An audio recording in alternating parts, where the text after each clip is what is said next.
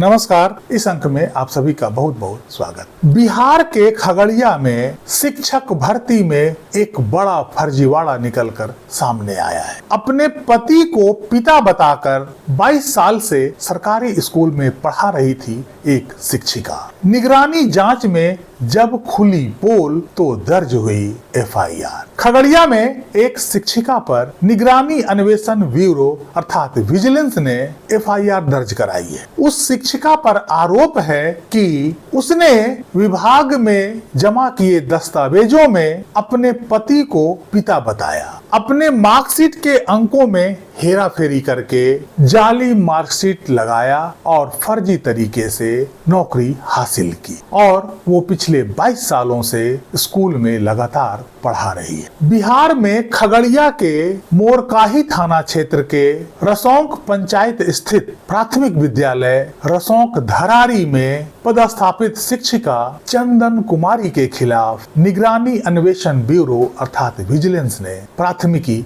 दर्ज कराई है अर्थात एफआईआर दर्ज करवाई है। जांच में उनके इंटरमीडिएट के प्रमाण पत्र में अंक और पिता के नाम में कथित तौर पर हेरा फेरी किए जाने का मामला सामने आया है। बिहार विद्यालय परीक्षा समिति पटना से प्राप्त मूल सत्यापन रिपोर्ट के बाद इस फर्जीवाड़े का खुलासा हुआ। निगरानी विभाग की जांच के अनुसार शिक्षिका चंदन कुमारी पति गौरी शंकर रजक निवासी नवटोलिया के शैक्षणिक प्रमाण पत्र में हेरफेर किया गया था। आरोप है कि इंटरमीडिएट के अंक पत्र में उनके कुल प्राप्तांकों को बढ़ाया गया। इसके अलावा उस प्रमाण पत्र में पिता के नाम के जगह उसके पति गौरी शंकर रजक का नाम दर्ज पाया गया। जांच एजेंसी के अनुसार इस बदलाव के जरिए वास्तविक पहचान को छुपाने का प्रयास किया गया। चंदन कुमारी की नियुक्ति नियोजन वर्ष 2005 में पंचायत नियोजन इकाई के माध्यम से हुआ था। पटना उच्च न्यायालय के आदेश के बाद नियोजित शिक्षकों के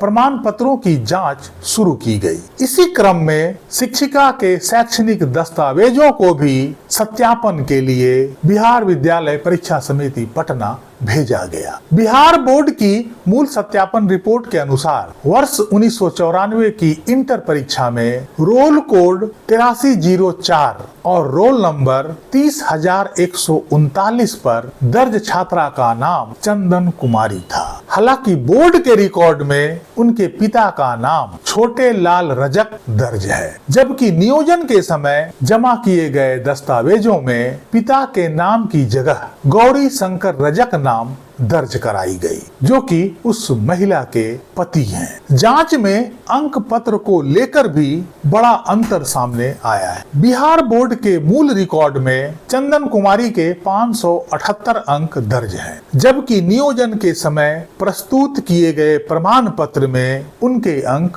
594 दर्शाए गए। इस तरह मूल रिकॉर्ड और जमा किए गए प्रमाण पत्र के अंकों में 16 अंकों का अंतर पाया गया। मामले में निगरानी अन्वेषण ब्यूरो की ओर से शिक्षिका के खिलाफ धोखाधड़ी, जालसाजी और आपराधिक साजिश से संबंधित धाराओं में एफआईआर दर्ज कराई गई। एफआईआर दर्ज होने के बाद पुलिस ने मामले की जांच शुरू कर दी है। अब नियोजन के समय जमा किए गए मूल दस्तावेजों और प्रमाण पत्रों की जांच की जा रही है। पुलिस इस बात पर भी पड़ताल कर रही है कि वर्ष 2005 में नियोजन के दौरान शिक्षिका के शैक्षणिक प्रमाण पत्रों का सत्यापन किस स्तर पर और किस प्रक्रिया के तहत किया गया था। जांच में यह भी देखा जाएगा कि फर्जी दस्तावेजों के आधार पर नियुक्ति हासिल करने में किसी अन्य व्यक्ति की भी भूमिका थी या नहीं। मामले के अनुसंधानकर्ता मोरकाही थाना के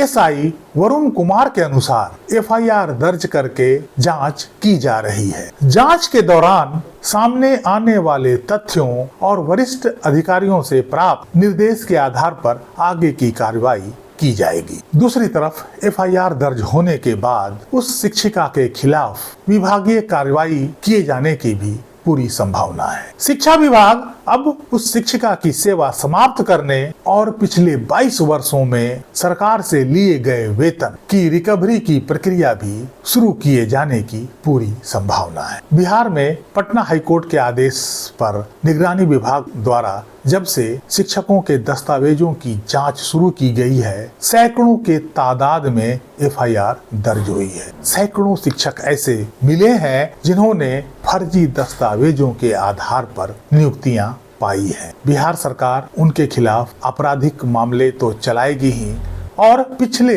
जितने सालों से उन शिक्षकों ने सरकार से वेतन लिया है, वे सारे रकम की वसूली की प्रक्रिया भी शुरू की जाएगी। इस अंक में यहीं तक। कैसी लगी जानकारी कमेंट करके जरूर बताइए। वीडियो को लाइक कीजिएगा, चैनल को सब्सक्राइब कीजिएगा। मिलते हैं अगले अंक में, तब तक के लिए जय हिंद, वंदे मातरम।